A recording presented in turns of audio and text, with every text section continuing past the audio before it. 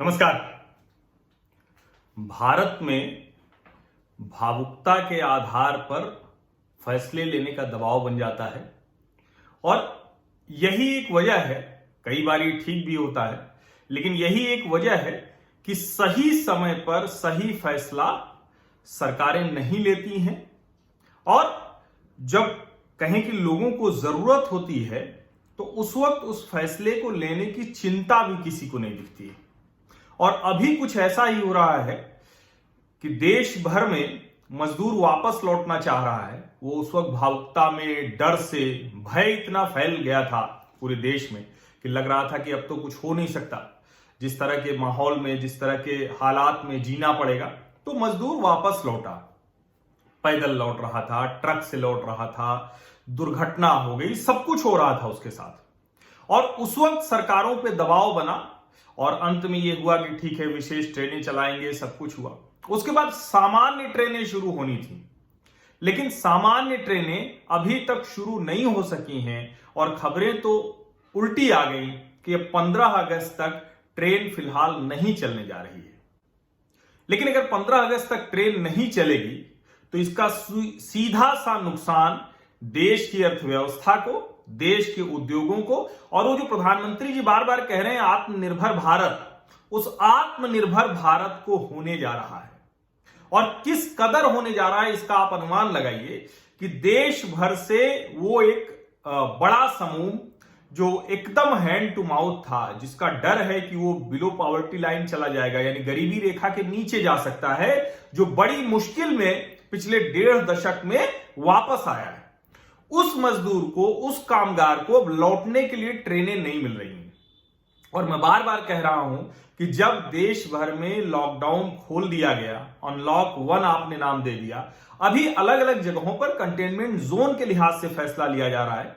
ऐसे में ट्रेनों को बंद कर देना, सामान्य ट्रेनों को न चलाना, यह देश की अर्थव्यवस्था के लिए बहुत घातक हो सकता है।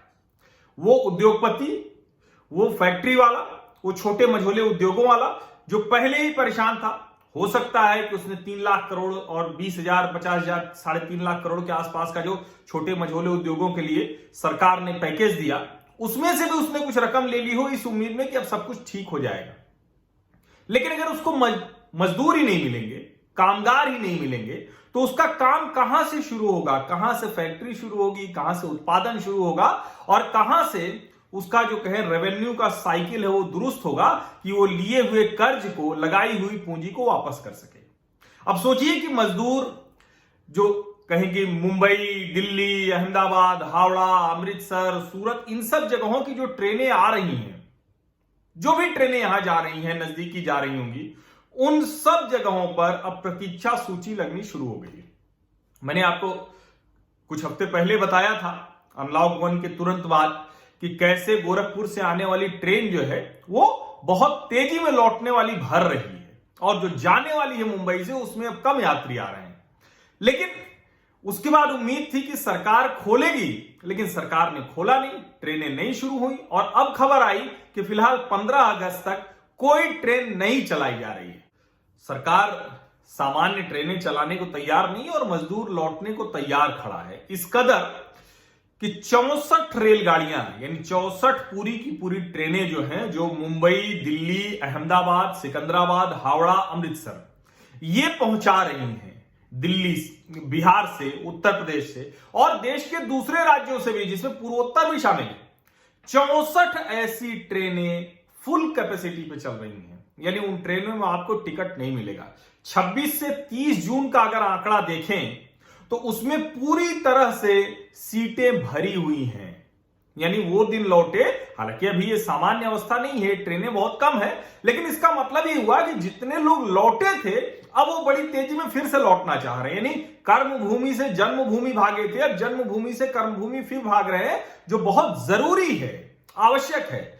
अब आप समझिए, 64 रेलगाड़ियां पूरी तरह भरी हैं, 11 रेलगाड़ियां हैं जिसमें 90% सीटें भरी हुई हैं। और मैंने जो पहले भी आपको बताया कि सिर्फ ऐसा नहीं है कि बिहार और उत्तर प्रदेश के ही कामगार लौट रहे हैं, भारत में अब हर राज्य का प्रवासी है, हर राज्य से हर राज्य में प्रवासी गया हुआ है। जो कहें कि माइग्रेंट गया हुआ, एक जगह से दूसरी जगह गया, जैसे मैं कहता हूं मैं भी माइग्रेंट ही हूं, प्रतापगढ़ से प्रयागराज, प्रयागराज से नोएडा, देश घूमते हुए। तो हर कोई प्रवासी, तो हर किसी को अपनी जरूरत के लिए फिर से कर्मभूमि की तरफ लौटना है, उद्योग धंधे उनका इंतजार कर रहे हैं, लेकिन रेलगाड़ियों में जगह नहीं है। और पता नहीं कौन सरकार को इस बारे में सलाह क्यों नहीं ठीक से मिल पा रही है कि अब आप सामान्य ट्रेनें शुरू कीजिए ना। रेलवे के बड़े रिफॉर्म, बड़े फैसले का यह समय है कि आप पूरी तरह से प्लेटफॉर्म टिकट बंद कर दीजिए। अभी सिर्फ बड़े स्टेशन से आप चलाइए जहां आप पूरी तरह से रोक सकते हैं कि एंट्री एग्जिट रिस्ट्रिक्टेड होगा, सिर्फ टिकट वाले के साथ होगा। एयरपोर्ट की तरह आप रेलवे स्टेशन को कर दीजिए ना, जो मॉडर्न वर्ल्ड क्लास करने की बात कहते हैं। ये एक शानदार समय है। आप सोचिए कि जो मजदूर लौट रहे हैं, कोलकाता से अमृतसर जाने वाली ट्रेन में 2 सीटों के लिए 3 लोग कतार में, यानी एक आदमी को सीट नहीं मिलेगी। कहां से?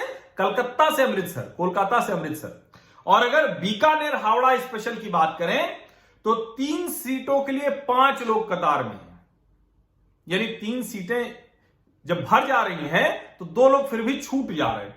और इसी तरह से जयनगर, डिब्रूगढ़, मुजफ्फरपुर, दानापुर, गोरखपुर, गुवाहाटी, इन जगहों से मुंबई, दिल्ली, अहमदाबाद, सिकंदराबाद, हावड़ा, अमृतसर, इन जगहों पर जाने वाली ट्रेनों में जगह नहीं है, सीट नहीं है। तो रेल मंत्री पीयूष गोयल जी, प्रधानमंत्री नरेंद्र मोदी जी, अगर आप चाहते हैं कि देश की अर्थव्यवस्था सचमुच पटरी पर आए तो ट्रेनें पटरी पर ले आइए, रेलगाड़ी सामान्य तरीके से चलाना शुरू कर दीजिए। क्योंकि अगर आप ये नहीं करेंगे तो आप मान लीजिए कि अर्थव्यवस्था बेहतर नहीं होने वाली है। अगर जन्मभूमि चले गए, अब फिर से कर्मभूमि आना चाहते हैं और उनको साधन नहीं मिलेगा, तो हो सकता है कि उस वक्त तो सब कैमरे लगे हुए थे, हर कोई देख रहा था, हर कोई चिंता कर रहा था, अब तो उनकी कोई चिंता भी नहीं कर रहा है। और इसीलिए सरकार को चाहिए कि वो चिंता करे। जब दबाव बन रहा था, टीवी पर तस्वीरें दिख रही थी, जब पांव के छाले दिखाए जा रहे थे, अब भी हो सकता है कि बहुत से लोग जन्मभूमि से कर्मभूमि जाने के लिए वही रास्ता अपना रहे हों।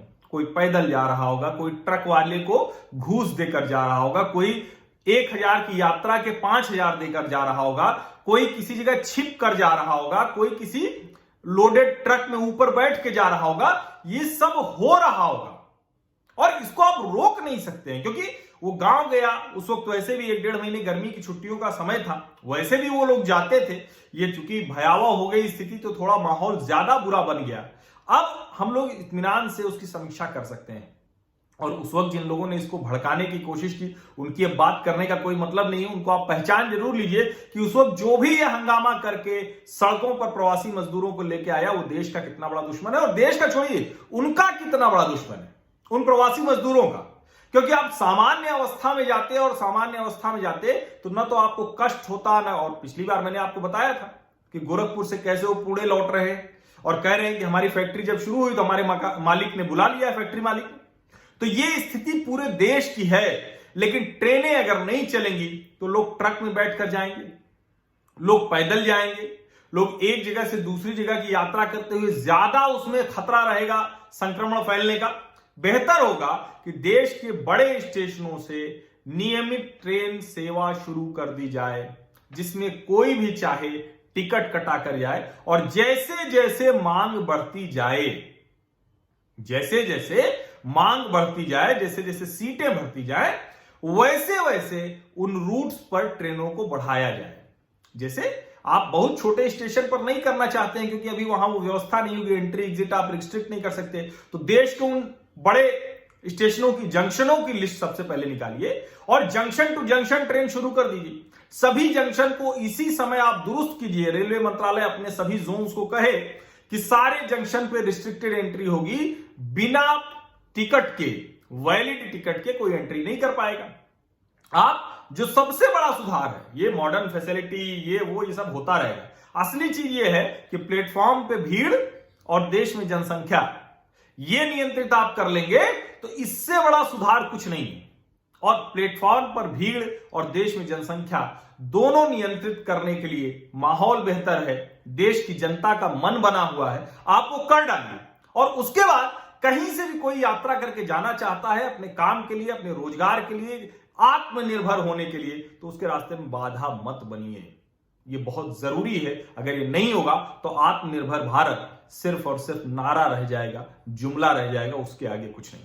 बहुत बहुत शुक्रिया, बहुत धन्यवाद। और आपको लगता है कि इस तरह की सारी खबरें आपको समय से एक बेहतर विश्लेषण के साथ, दृष्टिकोण के साथ मिलती रहें, तो आपको कुछ नहीं करना है। मैं कभी अपील नहीं करता हूं कि आप मेरी आर्थिक मदद कीजिए, जो बहुत से लोगों की जो अपनी स्वेच्छा से करते हैं उन सभी लोगों का धन्यवाद। लेकिन मैं एक चीज की अपील जरूर करता हूं और फिर से वो कहूंगा, उसके लिए दबाव भी बनाता हूं मैं आप लोगों को, कि चैनल को सब्सक्राइब कर लीजिए, नोटिफिकेशन वाली घंटी दबा दीजिए। जितना बड़ा सामाजिक परिवार होगा उतनी ताकत से हम सरकारों पर, लोगों पर, समाज पर बेहतर होने के लिए दबाव बना पाएंगे। बहुत बहुत धन्यवाद।